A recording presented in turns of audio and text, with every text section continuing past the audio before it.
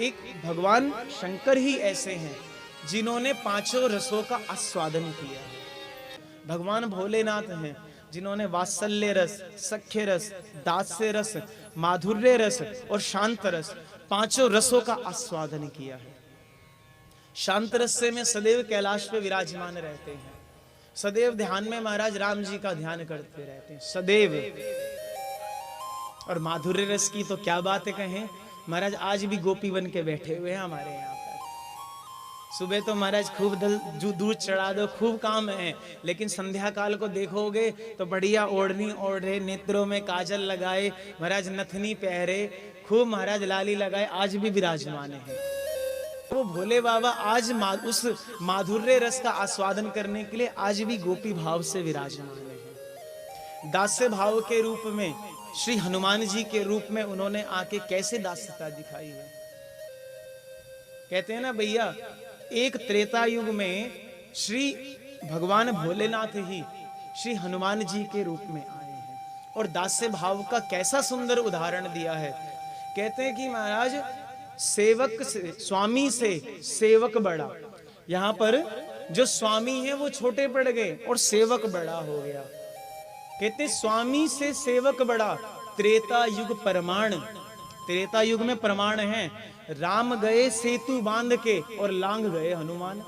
राम जी गए तो उनको तो सेतु बनाना पड़ा, और लेकिन हनुमान जी को देखो कैसा महाराज उनका सेवक धर्म है कि वो एक छलांग मारी और सीधा महाराज पार कर गए। तो ये उनका दास्य रस है। और सख्य रस तो इतना महाराज हर ग्रंथ में आपको मिल जाएगा कि विष्णु जी शिव जी की पूजा करते हैं, शिव जी विष्णु जी की पूजा करते हैं, दोनों एक दूसरे के मित्र हैं, किसी भी लीला में कभी अलग नहीं होते।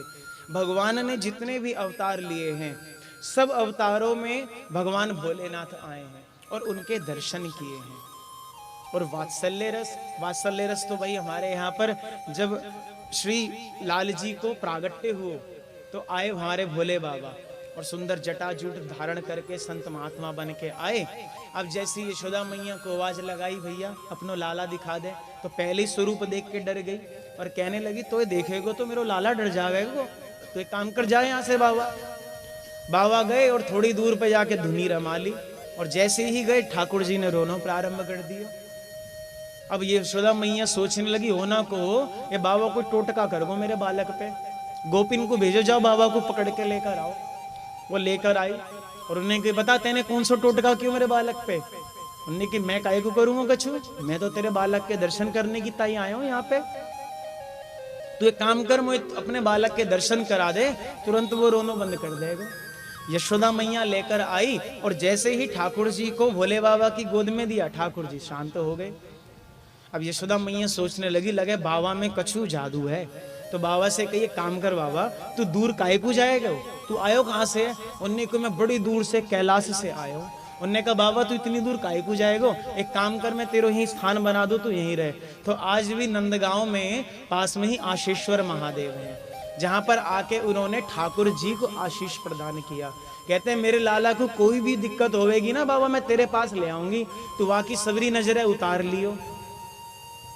हमारे ठाकुर जी को कोई नजर लगती है क्या, लाल जी को कोई नजर लगती है। लेकिन उसके बाद भी गोस्वामी जी क्या करा करते हैं, अब कोई महाराज देखे ऐसे घूर के ठाकुर जी को, तो ठाकुर जी गोस्वामी जी क्या करेंगे, नेक देर में पर्दा लगाएंगे, हटाएंगे, लगाएंगे, हटाएंगे, काहे को हमारे लाल जी को नजर ना लग जाए, ऐसा भाव है। और हर 5 मिनट 10 मिनट में राई नोन झाड़ के फेंक देवेंगे, भाई नजर ना मार दे कोई। कैसी फटी फटी आंखें से घूरे ठाकुर जी को, ऐसे लगे खा जाएंगे आंखें तई महाराज, है कि ना।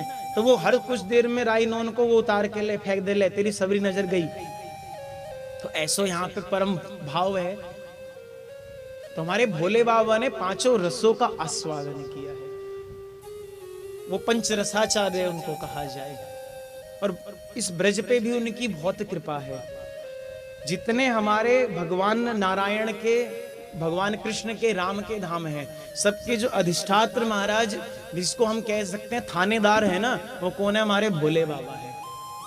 और यहाँ के थानेदार कौन है महाराज, इस ब्रज मंडल के भूतेश्वर। आप सब लोगों ने दर्शन किए होंगे, भूतेश्वर के मथुरा मंडल में है।